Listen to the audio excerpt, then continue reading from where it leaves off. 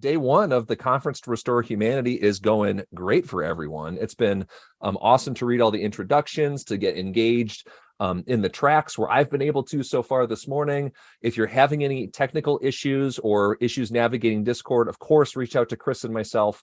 It's just at Chris HRP on Discord and at Nick HRP, or emails, all of that. We've kind of been tech support for the morning too, so that's awesome. So great, we're all here. So we'll also have a recording of Antonia Darter's awesome Q&A available as soon as possible, with the transcript shortly to follow.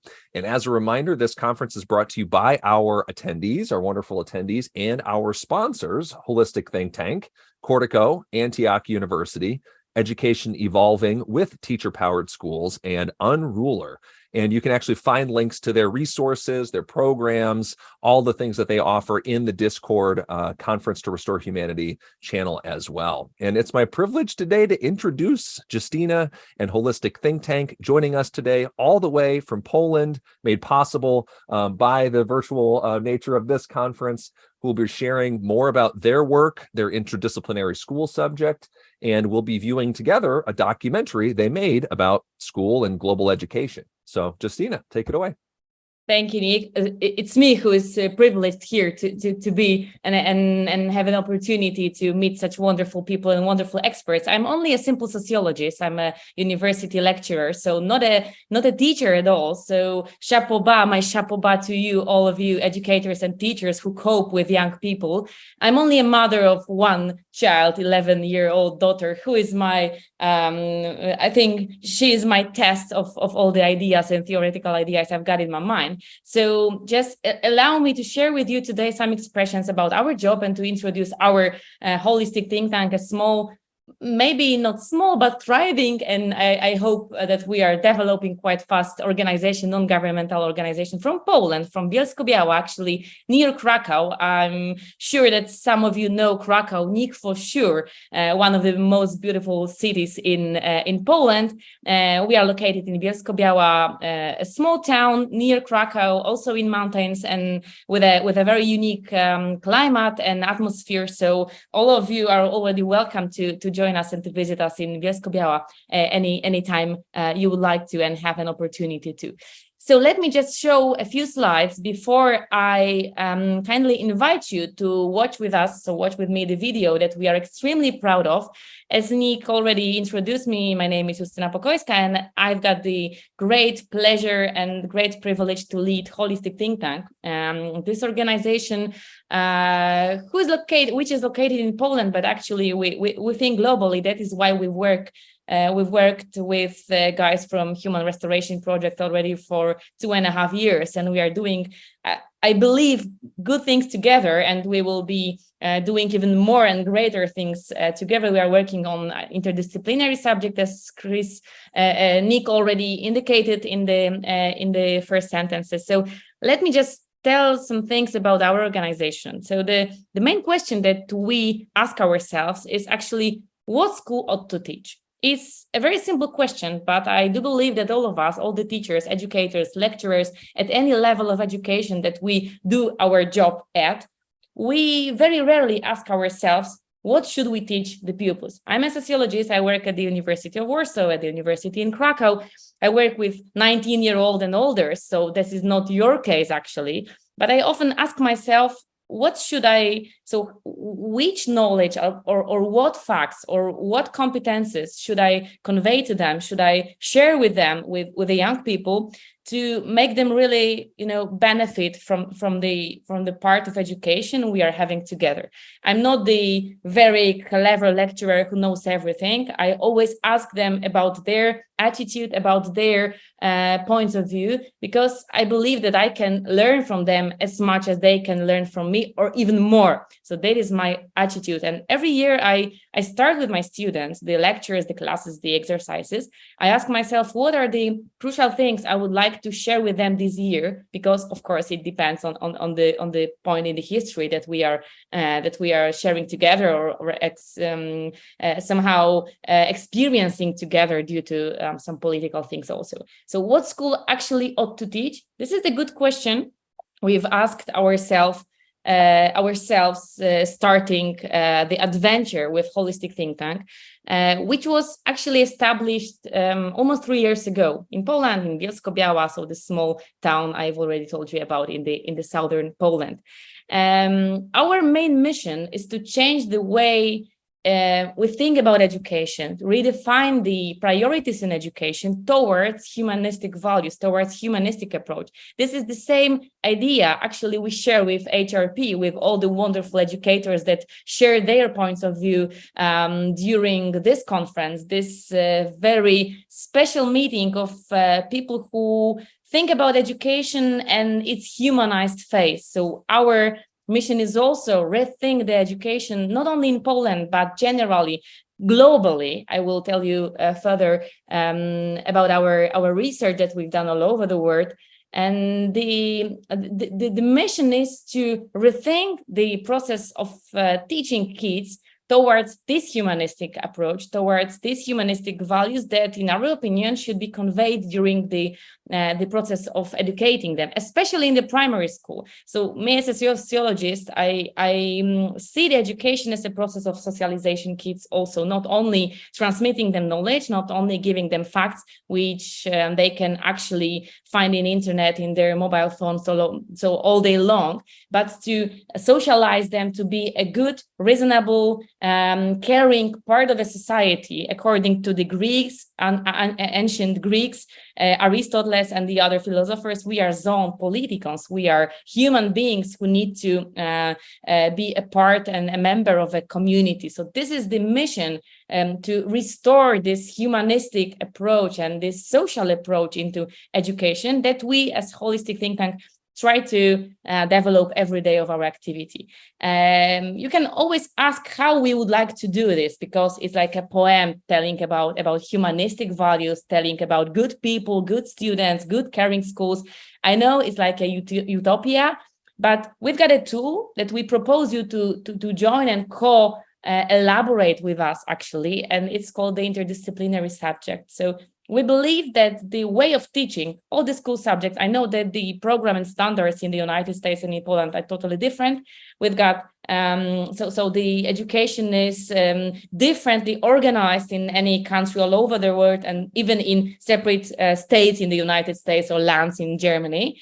But the idea is to do the education that we've got in our country in this manner, that the main purpose of teaching is not only conveying facts, not only giving information, but developing values, developing some attitudes, developing some interdisciplinary competences that should actually underlie the whole process of education. So shaping personalities, giving the whole interdisciplinary, holistic image of the word should be an effect of good, caring education, and not only giving kids and pupils some information about history, chemistry, or languages as such. So we believe that this interdisciplinary way of teaching, addressing holistic needs of pupils, is the answer to the challenges that we face in nowadays world and nowadays education. We've prepared a list of values, 10 competence and attitudes that are most important, the crucial ones for us, actually. This is the list embracing the values that are not surprising for you at all. And I do believe it's not a surprise, because we all share the same point of view. We all believe that humanistic values and humanism is really important in education at any stage, at any level, in any class. So these values are only organized, so to say, by us, but I'm sure that these are universal values that we all believe in. I will start with adaptability, which is the ability to adjust to the changing reality, actually adjust to the changing conditions in our world, in our society. Every day we wake up in another world, and the ability to be a part of this fast changing reality is a very important value that should be indicated here, especially in the rush development of artificial intelligence, in the rush development of Industry 4.0 and further iterations of this kind of technological development. Then further, we've got some really crucial humanistic values. I mean, these are the most important for us. So sense of community, self-care, but also communication and humanity, most of all. So those things, so these values that make us really caring, a responsible part of society, of our community, our local community, but also a partner in interactions for all the other partners. So we would like to communicate, we would like to cooperate, we would like to be a part of a greater group. And these values should be those which make it possible for the partners to really do some things together and to get to the goal together and not only separately. We've got, of course, concern about the nature, especially in the hard times of the climate problems, and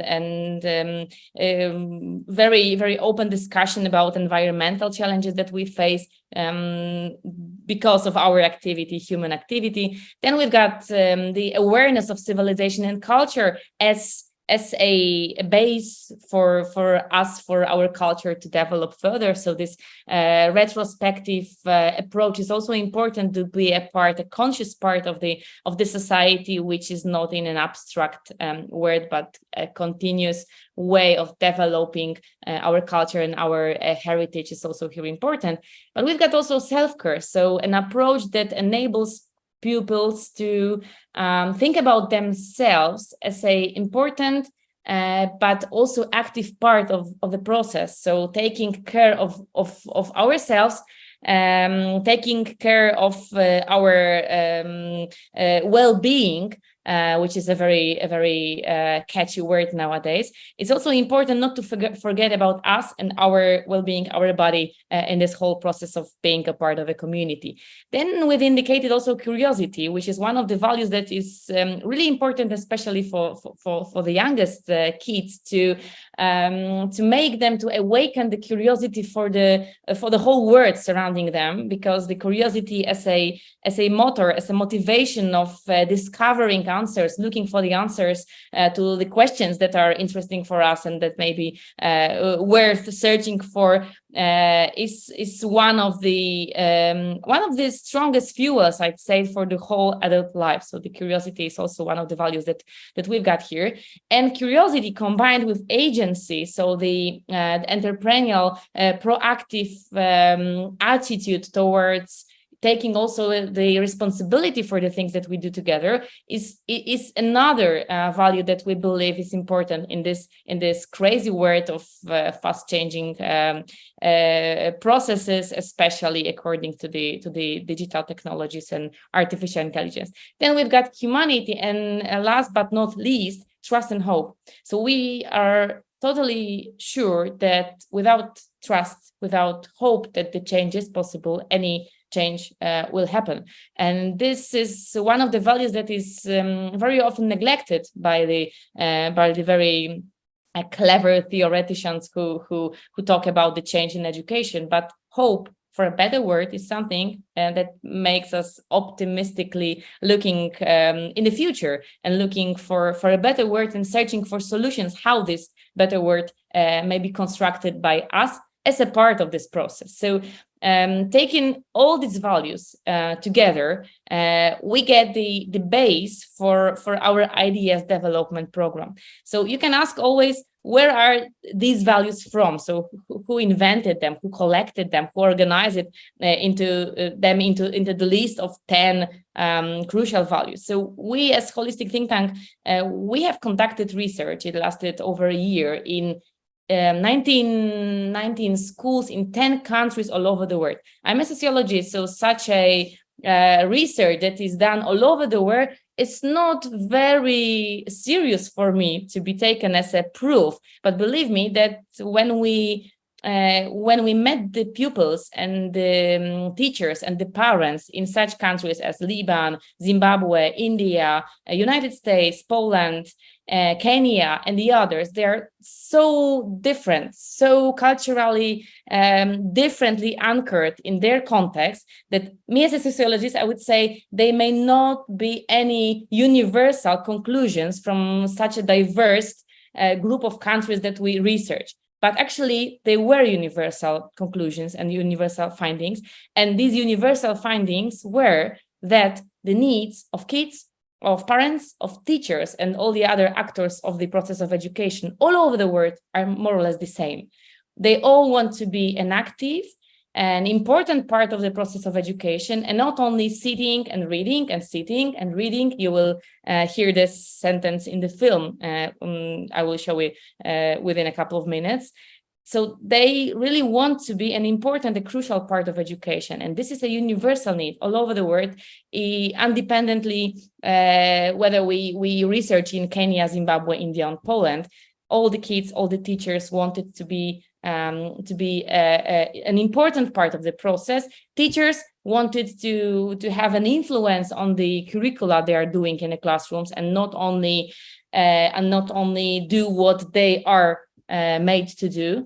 And kids want to be also an active part who can participate actively and not only listen to the lecturers who know everything and to the teachers who know everything and just let them and make them note the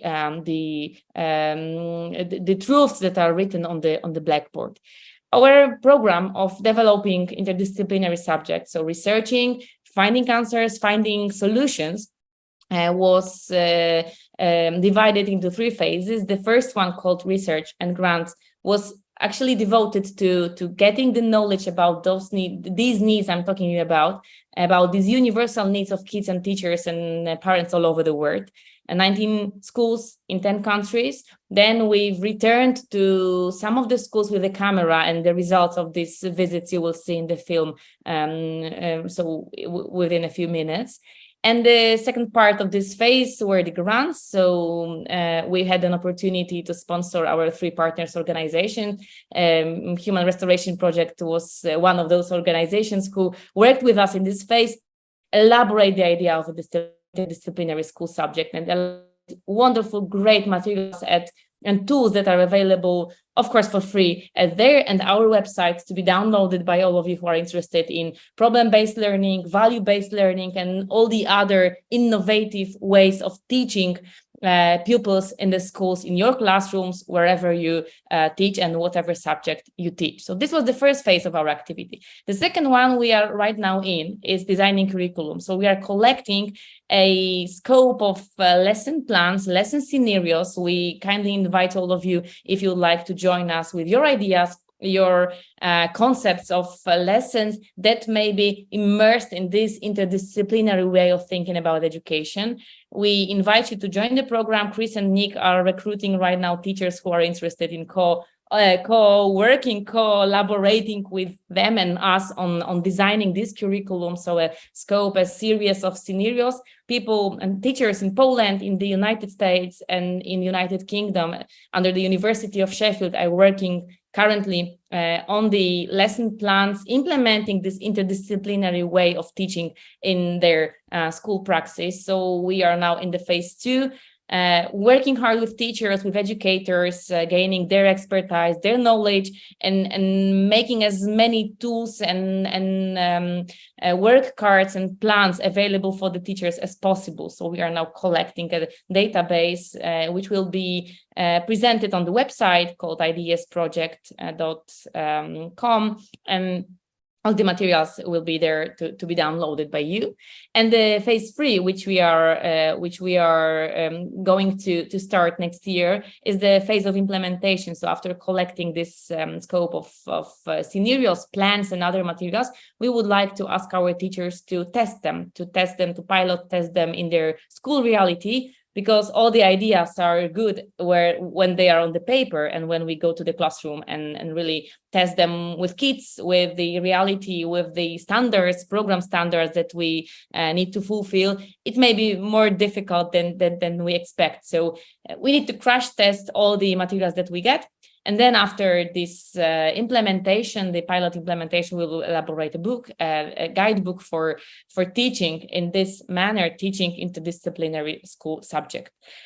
How do we rethink the purpose of schooling? First of all, according to Pasi Zalbert's lecture in Columbus, when we had our first HTT summit this spring, so 2023, starting and launching our project, actually. Pasi Zalberg, a co-author of the Finnish reform on education, he told about changing priorities in education from standardized production to personal growth of pupils, of kids in every school. I know that managing very diverse kids and a big diversity within a classroom is a big challenge. I also face it many times when I've got my students who are totally different, each of them. But we believe that this diversity is a power, and of course, it is demanding from the teachers to manage this type of diverse attitudes, competences, and also expectations. But in this diversity is our power, and we as people are as strong, as diverse among the others in the group.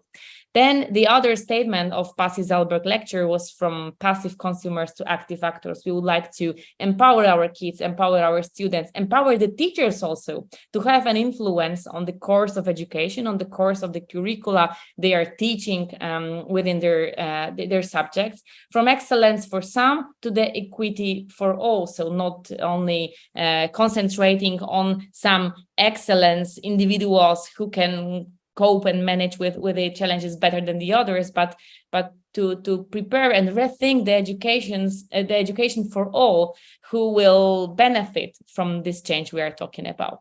We believe that more flexible steering from the top may be also an advantage of this approach, so helping and empowering also teachers who will have agency in curriculum design, and this will also be an answer to their feeling of burnout, of the problems of lacking motivation to work in schools longer.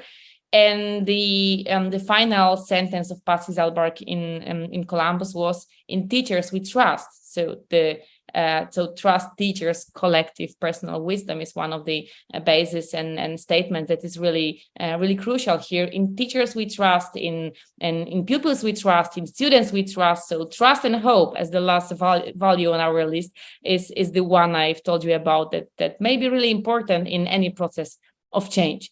So about the young children, the last few sentences about our statements, about our mission, is also to engage young people as agents of change. It's not about changing education without kids. It's not about changing education without the voice of the pupils themselves, but it's about involving them into the process of co-creation. Of course, we cannot let children create their own education, because we, the adults, are responsible for their future, and they may not always know very good what is good for them. But we need to trust them, maybe a bit more than we were taught to, because we got used to a standardized system, when there is a lecture and a pupil, and the difference of the levels of responsibility and agency between these two was immense. And we believe that maybe the contrary situation, so sitting together as partners in one classroom, working together as partners, or even the reverse lesson when the pupils teach the teacher, it may be an idea how to show the pupils that they have really power, and they can really influence the way of teaching and their experience of education. And on the other hand, it may also help the teachers to believe that their authority is not endangered by the pupils who've got, for example, mobile phones in their pockets. There are many schools in Poland, for sure in the United States also, where the mobile phones and other technologies are forbidden, because it is endangering for the process of education. And it's the worst thing that we can do is to stop the technical development and to avoid pupils use technologies to a good purpose during their process. I know that there is a problem with the teachers who feel that they are really endangered by the Google, Wikipedia, or other applications that young people may have in their mobile phones. But we, the adults, also do the same. We search the net for some answers. We use even the ChatGPT to write the answers for some questions, or prepare slides for the lectures sometimes. So let it allow kids to search for the information or for the answers even faster than we do. I always, during the lectures, although I'm not the very best example here, so sorry for this private anecdotes, but I always ask my